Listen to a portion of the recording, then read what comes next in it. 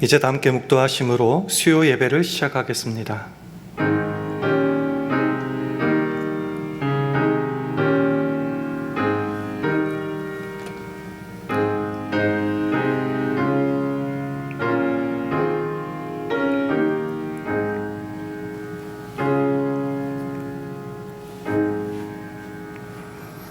내 하나님 여호와께서 내게 주신 땅 어느 성읍에서든지 가난한 형제가 너와 함께 거하거든 그 가난한 형제에게 내 마음을 강팍히 하지 말며 내 손을 움켜쥐지 말고 반드시 내 손을 그에게 펴서 그 요구하는 대로 쓸 것을 넉넉히 구워주라.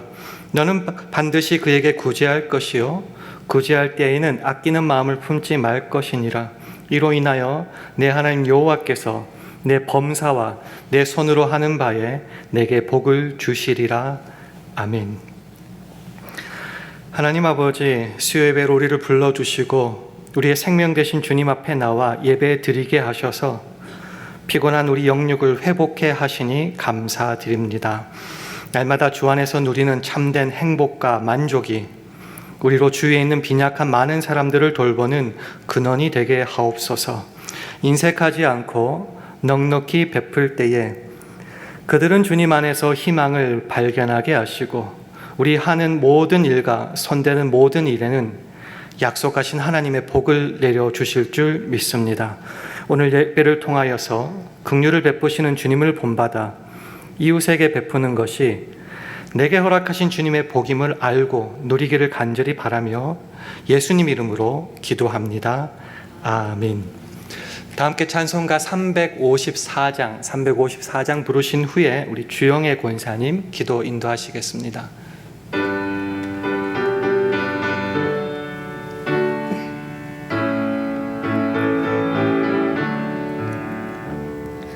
내 죄속해 주신 주께 힘과 정성 다하니 나의 온갖 언행 심사 주를 위한 것일세. 내게 있는 모든 것을 주를 위해 바치리. 내게 있는 모든 것을 주를 위해 바치리. 나의 손과 발을 들여 주의 명령 행하고 오직 주만 바라보며 주만 찬양하겠네. 항상 주를 찬송하며 주께 바치오리다. 항상 주를 찬송하며 주께 바치오리다. 내가 주를 바라보니 나의 영혼 밝아져. 십자가를 지신 주만 항상 바라봅니다. 십자가를 바라보며 주만 따르오리다. 십자가를 바라보며 주만 따르오리다. 신기하고 놀랍도다. 영광스런 왕의 왕. 나를 친구 삼아 주사 편히 쉬게 하시네. 주의 날개 아래 숨어 영원한 식 얻겠네. 주의 날개 아래 숨어 영원한 식 얻겠네. 아멘. 다 함께 기도하시겠습니다.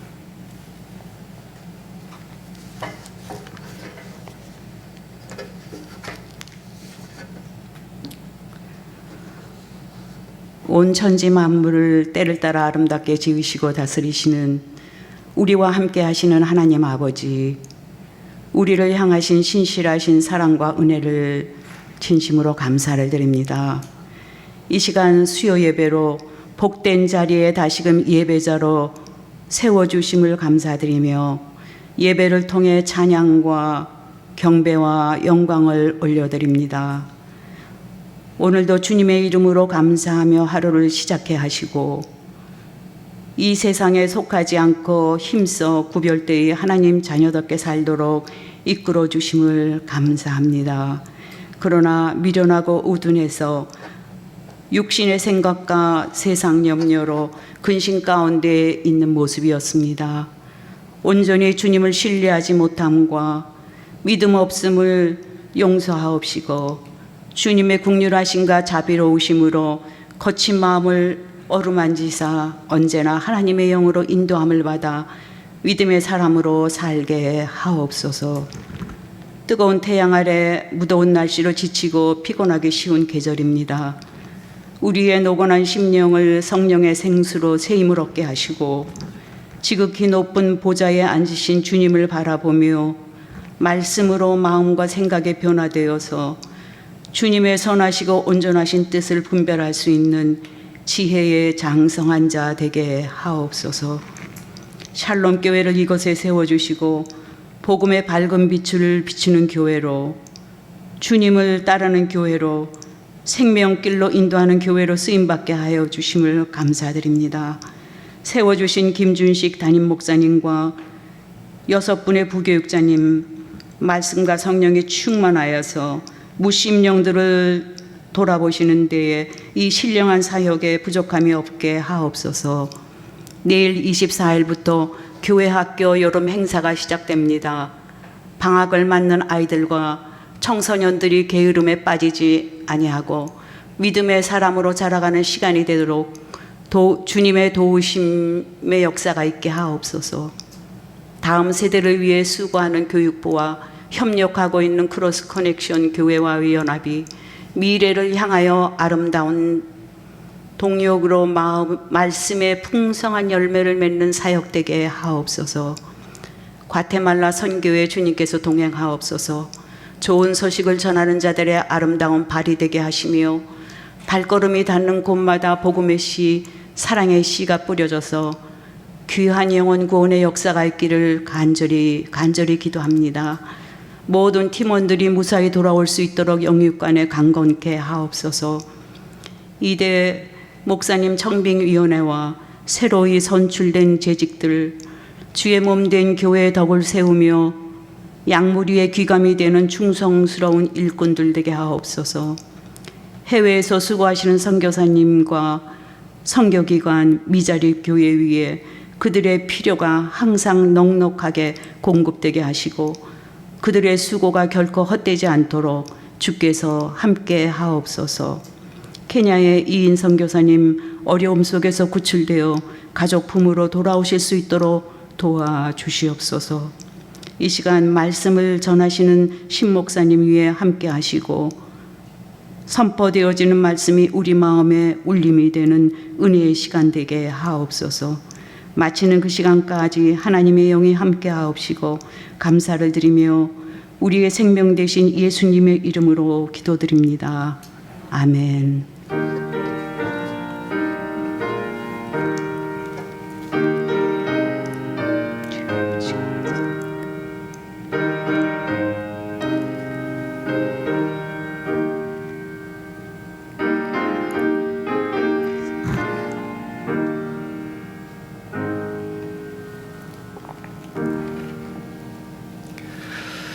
다 함께 찬송가 464장 부르시겠습니다.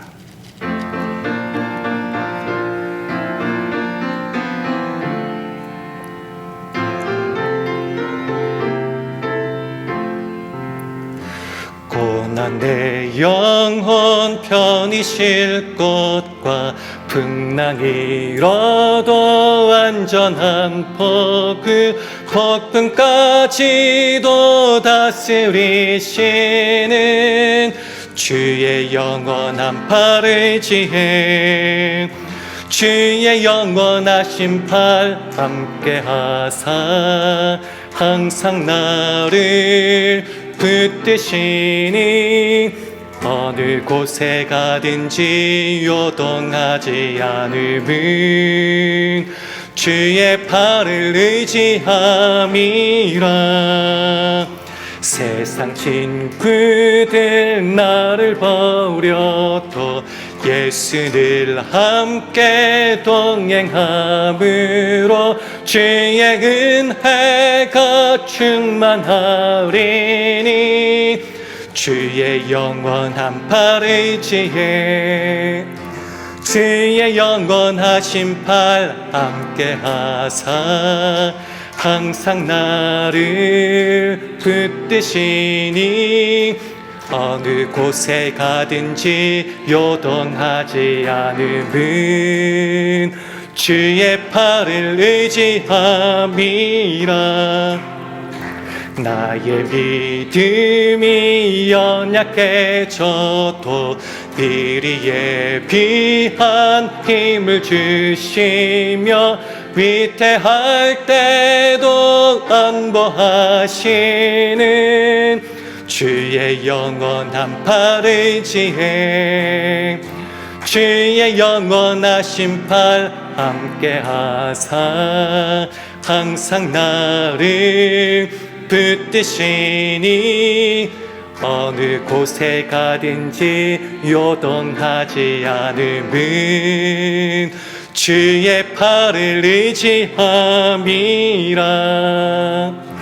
끊지 못한 것 주께 없으니 나의 일생을 주께 맡기면 나의 모든 짐 대신 지시는 주의 영원한 팔을 지혜 주의 영원하신 팔 함께하사 항상 나를 붙드시니 어느 곳에 가든지 요동하지 않음은 주의 팔을 의지함이라.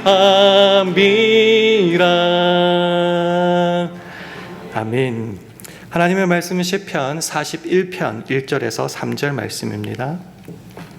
구약 성경 831면 시편 41편 1절에서 3절 말씀을 한 절씩 교독하겠습니다.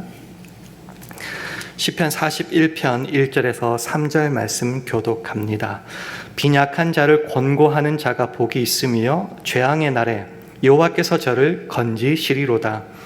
여호와께서 저를 보호하사 살게 하시리니 저가 세상에서 복을 받을 것이라. 주여 저를 그 원수의 뜻에 맡기지 마소서. 함께 읽습니다. 여호와께서 쇠약한 병상에서 저를 붙드시고 저의 병중 그 자리를 다 고쳐 펴시나이다. 아멘. 할렐루야. 수예배 나오신 여러분들을 주님의 이름으로 환영하고 축복합니다. 우리 주위 분들과 샬롬으로 인사 나누겠습니다. 샬롬, 샬롬. 잘 나오셨습니다.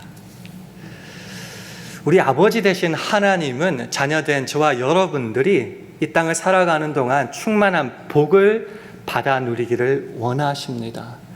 복이라면은 같은 복자로 행복 그리고 회복을 말할 수 있을 것입니다. 그것을 누리는 한 가지 방법이 오늘 본문에 소개되고 있는데요. 먼저 오늘 본문 1절 말씀을 화면을 보시면서 다시 한번 읽도록 하겠습니다. 시작. 빈약한 자를 권고하는 자가 복이 있으며 재앙의 날에 여호와께서 저를 건지시리로다. 아멘. 빈약한 자라고 하면 빈약, 말 그대로 가난하고 약한 자를 말합니다. 단순히 경제적, 물질적인 그런 연약함을 더 뛰어넘어서 육체적, 정신적으로도 연약한 사람을 말할 것이고요.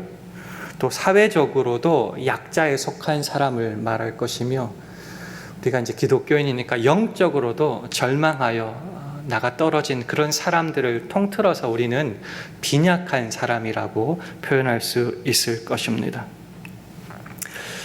절대적 빈곤을 말하는 것처럼 이 빈약에도 절대적 조건이 있을 수 있을 겁니다. 그러나 동시에 이 빈약이라는 것은 또 상대적인 개념이기도 합니다. 내가 봤을 때는 저 사람이야말로 부족한 것 하나도 없다라고 생각하지만은 그 사람도 마음에 연약한 것이 한두 개는 있는 빈약한 사람일 수 있기 때문입니다. 그래서 이 빈약한 자를 the poor, the weak라고 표현도 하겠지만요, NASB에는 the helpless라고 말하고 있습니다. 무력한 사람, 스스로 보호하거나 필요한 도움을 구할 수 없는 사람, 반대로 표현하자면은 나 좀 도와주세요 라고 누군가의 도움을 필요로 하는 사람, 그 사람을 우리는 빈약한 사람이라고 할 수 있을 겁니다. 예수님께서 말씀하셨죠. 수고하고 무거운 짐진 자들아 다 내게로 오라. 우리 인생 우리가 책임지려다 보니까 수고하고 무거운 짐을 항상 날마다 지고 갈 수밖에 없습니다. 그래서 그들이 외치는 거죠. 나 좀 봐주세요. 나 죽겠어요. 나 좀 도와주세요. 나 좀 보살펴 주세요. 그 소리치는 모든 사람이 바로 이 빈약한 자들인데, 한번 생각해 볼까요? 저와 여러분 주위에 이 빈약한 사람들이 있습니까? 떠오르는 분이 있으세요? 사실은 우리가 살아가는 현실에서 이 빈약한 사람은 있는 정도가 아니라 참 많습니다. 그리고 또 안타까운 것은 언제나 항상 그 빈약한 사람들이 우리 주위에 있다는 겁니다. 그런데 안타까운 현실은 그 빈약한 사람하고 나하고는 별 상관없을 때가 대부분 아닙니까? 그 사람들은 그 사람이고 나는 잘 먹고 잘 사니까, 아니면 나는 나 먹고 살기도 힘드니까 그 빈약한 사람들이랑 나와는 관계가 없을 때가 대부분이다라는 겁니다. 그러나 오늘 본문은 말하죠.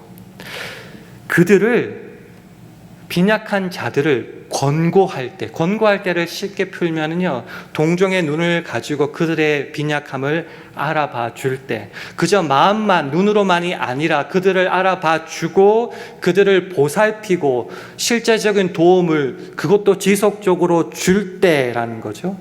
그럴 때에 성경을 도와준 그 사람들, 그 대상자들에게 관심을 가지기보다는 그 행위를 하는 사람, 좋게 표현하면 저와 여러분들에게 관심이 있고요, 그 빈약한 자들을 권고할 때 저와 여러분이 하나님께로부터 복을 받게 된다라고 선포하고 있는 것입니다. 이 복은요, 신하라고 하죠. 수많은 사람이 들었는데 한 번도 본 적이 없는 것, 그걸 신하라고 하는데, 그 형체가 없는 복이 아니라 굉장히 구체적이고 실제적인 복을 그 빈약한 자를 돌보는 사람에게, 그것도 하나님이 베풀어 주신다는 것. 어떻게요? 1절은 말하죠. 재앙의 날에 여호와께서 저를 건지시리라.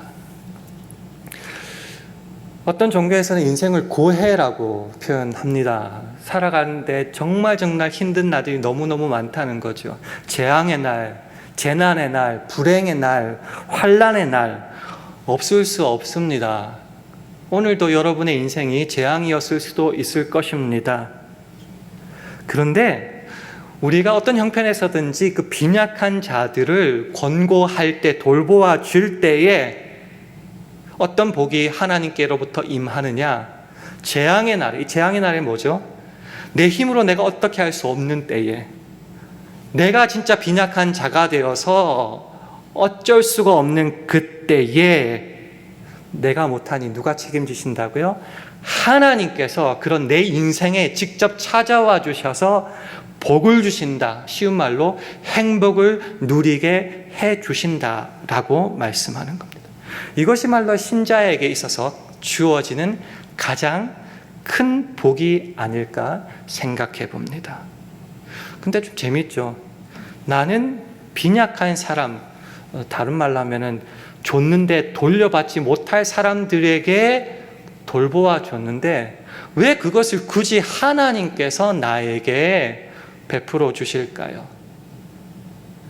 그 답을 잠언 19장 17절에서 한번 찾아보기를 원합니다. 제가 한번 읽어드릴게요.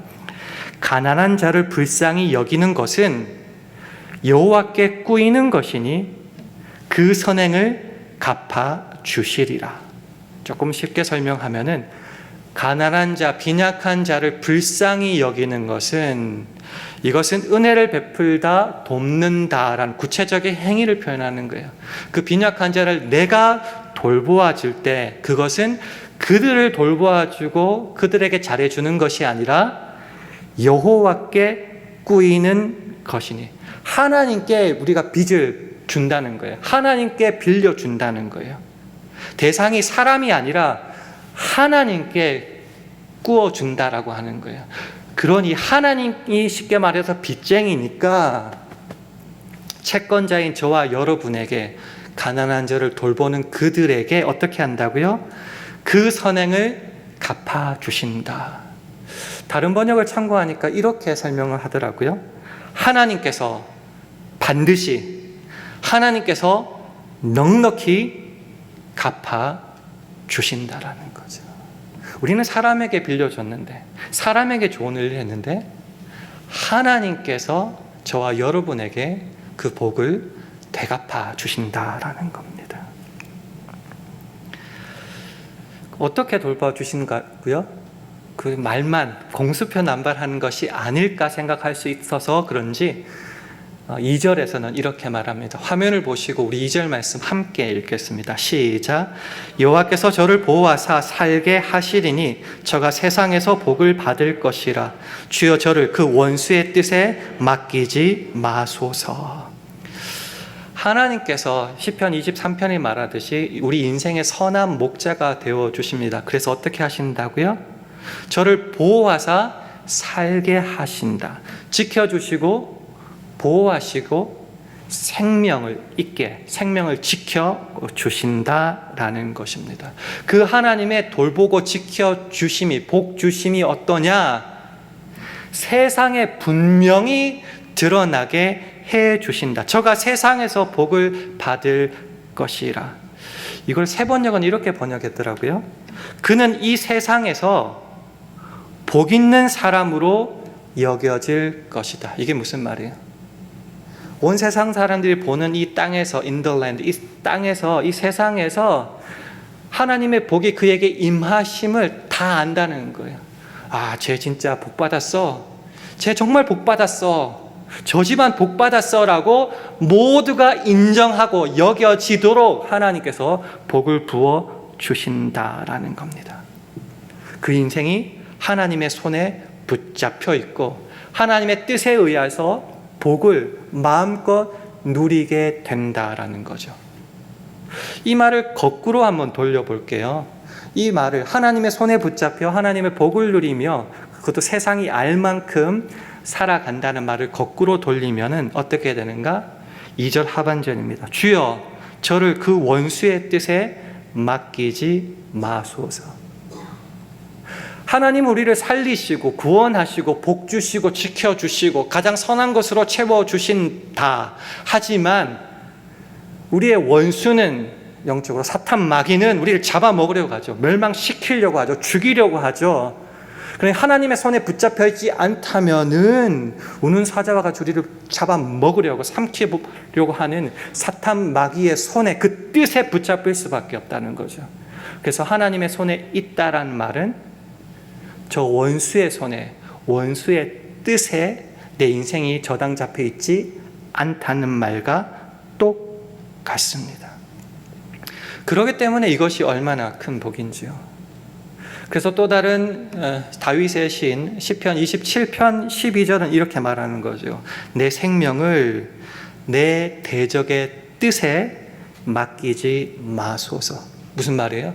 주님, 내 인생 주님만이 주인 되셔서 붙잡아 달라는 거죠. 이것이야말로 하나님과 동행하는 삶이야말로 우리가 추구하는 최고의 지고의 복이다라는 것이죠. 뿐만 아니라 3절에는 하나님께서 그러한 자의 치료자가 되신다는 복도 나오게 되는 거죠. 시편 41편 3절 말씀을 화면을 통해서 우리 함께 읽도록 하겠습니다. 시작.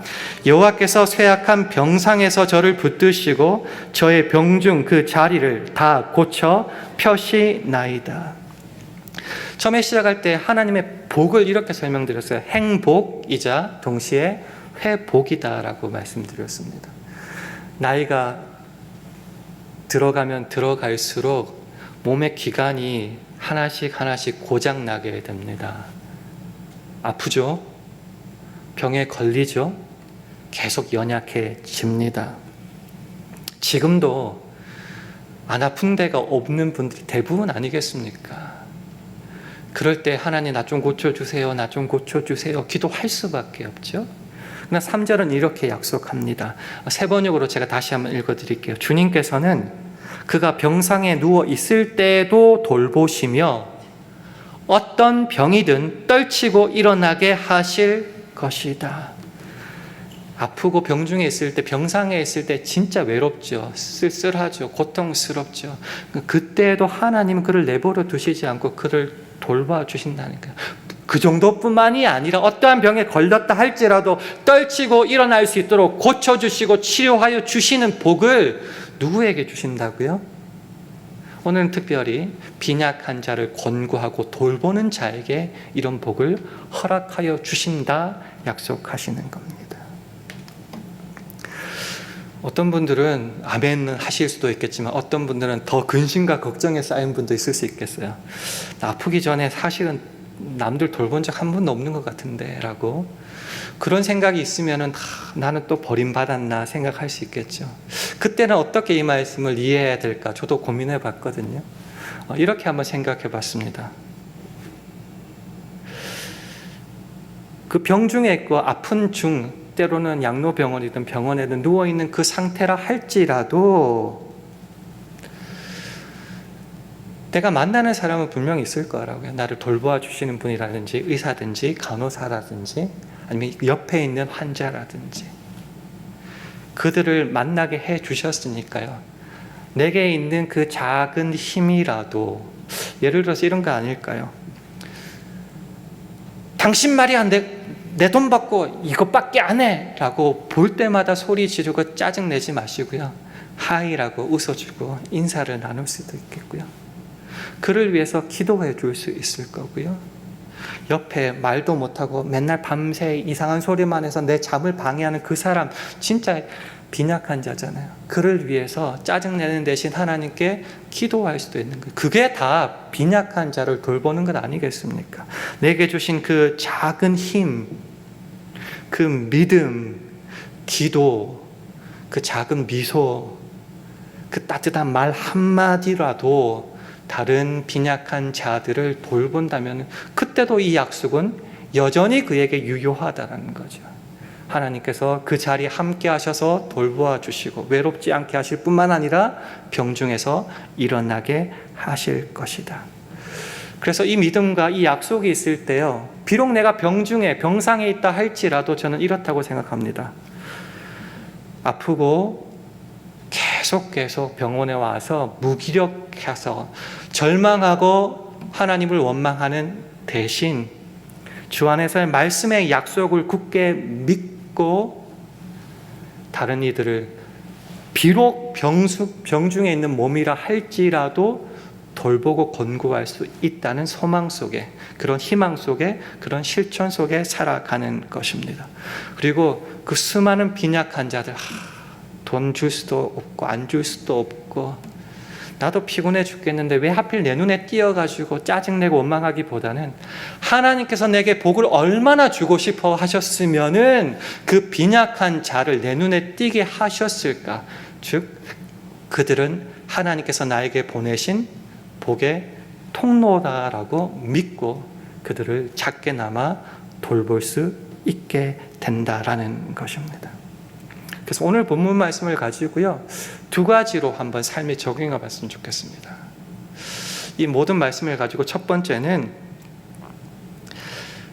지금 내가 빈약하지 않는 것, 뭐 건강할 수도 있고요, 물질이 좀 여유가 있을 수도 있고요, 명예가 있을 수도 있고요, 어쨌든지 간에 통틀어서 내가 빈약하지 않는 것은 전적으로 하나님의 은혜입니다라는 마음을 항상 품고 살았으면 합니다. 우리가 왜 빈약한 자를 돕지 못할까 생각해 봤는데요, 저는 그렇게 한번 생각해 봅니다. 이런 믿음 때문일 것 같아요. 나는 똑똑했고, 나는 열심히 살았고, 나는 최선을 다해 살았기 때문에 지금의 안정과 건강과 평안을 누려. 쟤는 어리석고 게을르고 멍청해서 저렇게 빈약하게 살아. 내가 쟤를 도와주라고? 왜? 나 이렇게 뼈 빠지게 고생해서 이제 먹고 살만한데 내가 왜 쟤네들을 도와야 돼? 이게 무슨 말이죠? 모든 것은 내가 잘난 결과지 하나님의 복 주신 은혜의 선물이라는 것은 전혀 생각이 없다라는 거죠. 그럴 때 다른 사람을 어떻게, 특별히 빈약한 자를 어떻게 판단해요? 이 저울질하는 거죠. 정죄하는 거죠. 그러나 모든 것이 하나님의 은혜라는 생각 속에 잠잠히 잠겨 있다면 어떤 생각이 먼저 드는가? 자격 없는 나를 구원하여 주시고 복 주신 하나님의 은혜가 세월이 가면 갈수록 더 크게 다가오는구나. 그러면 저울 대신 뭘 둘 수 있다고요? 십자가.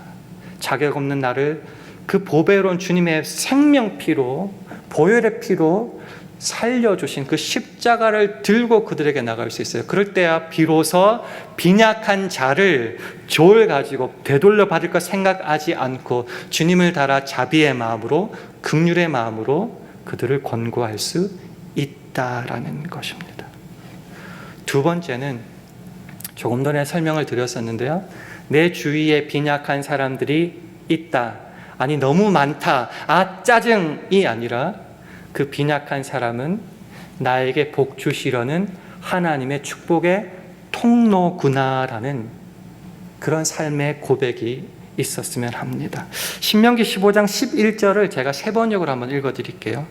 당신들은 반드시 손을 뻗어 당신들의 땅에서 사는 가난하고 궁핍한 동족을 도와주십시오. 저 그 뒷말이 굉장히 저는 은혜가 되었습니다. 그렇다고 하여 당신들이 사는 땅에서 가난한 사람이 없어지지는 않겠지만 이것은 내가 당신들에게 내리는 명령입니다. 가난한 사람이 없었던 적은 없었죠. 앞으로도 그럴 겁니다. 나라님도 가난은 구제 못한다고 우리나라 속담에도 있잖아요. 그래서 어떤 분들은 말합니다. 도와줘. 그래 좋지. 나 몇 번 도와줬어. 근데 그렇다고 무슨 소용이 있냐고. 달라질 게 아무것도 없다라고 말하면서 도와주는 걸 포기하고 멈출 때가 있습니다. 근데 그 위에 신명기 15장 7절과 8절에 이런 말씀이 있어요. 내 하나님 여호와께서 네게 주신 땅 어느 성읍에서든지 가난한 형제가 너와 함께 하거든 그 가난한 형제에게 내 마음을 강팍히 하지 말며 내 손을 움켜쥐지 말고, 그러니까 인색하지 말라는 거예요. 펴라는 거예요. 8절은 말합니다. 반드시 내 손을 그에게 펴서 그 요구하는 대로 쓸 것을 넉넉히 구워주라. 누구한테 구워주는 거예요? 실제적으로는 사람이지만은 조금 전에 확인했던 잠언 19장 17절에 따르면 이거는 하나님께 구워주는 거예요.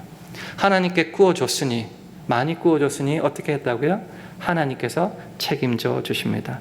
신명기 15장 10절 말씀을 우리 화면을 보시면서 마지막으로 함께 읽겠습니다. 시작.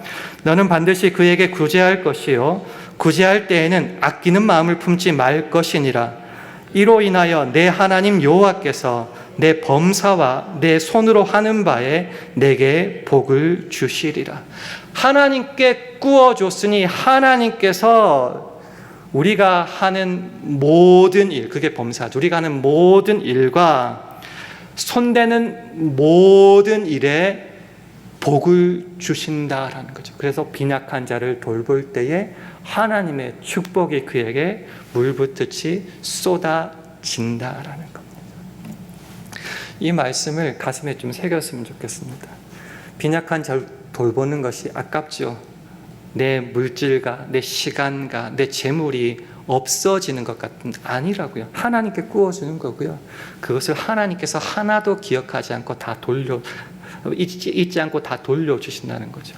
지극히 작은 소자에 한 것이 곧 내게 한 것이라는 그 예수님의 말씀을 우리는 분명히 기억해야 될 것입니다. 오늘 본문의 말씀과 그 축복이 빈약한 자를 돌보는 저와 여러분의 축복이 되기를 주님의 이름으로 축원합니다. 기도하겠습니다. 하나님 아버지, 내가 누려왔던 모든 것들이, 내가 지나왔던 모든 시간이, 내가 걸어왔던 모든 순간이 당연한 것이 아니라 은혜임을 깨닫게 하여 주시옵소서. 그래서 감사와 기쁨으로 빈약한 자들을 권고하는 우리 모두가 되게 하시고, 그럴 때에 주께서 베풀어 주시는 더 큰 은혜와 복을 누리는 우리 모두 되게 하여 주옵소서. 예수님 이름으로 기도합니다. 아멘. 교회 소식 한 가지만 전해드리겠습니다. 내일부터 BBS가 토요일까지 진행됩니다. 목요일과 금요일에는 오후 5시 30분부터 8시 30분까지고요. 토요일은 오전 10시부터 오후 2시까지 진행되게 됩니다. 우리 자녀들이, 또 어린 자녀들이 하나님 말씀 안에서 자라는 굉장히 중요한 계기가 됩니다. 우리 자녀들이 하나님 말씀에 쑥쑥 자랄 수 있도록 기도해 주시고, 특별히 재미있고 건강하고 안전하고 은혜 받는 BBS 되게 해달라고 기도해 주시고, 모든 교육자님들, 그리고 교사들, 보조교사들, 그리고 도와주시는 모든 분들, 그리고 학부모님들이 함께 협력할 텐데 모든 것이 합력하여 주님의 선을 이루게 해달라고도 꼭 기도해 주시고, 시간 되시는 분들은 좀 나오셔서 격려도 해 주시고, 그렇게 함께 해 주시면 감사하겠습니다. 이제 다 같이 자리에서 일어나셔서 찬송가 502장 부르신 후에 주기도문으로 예배를 마치겠습니다.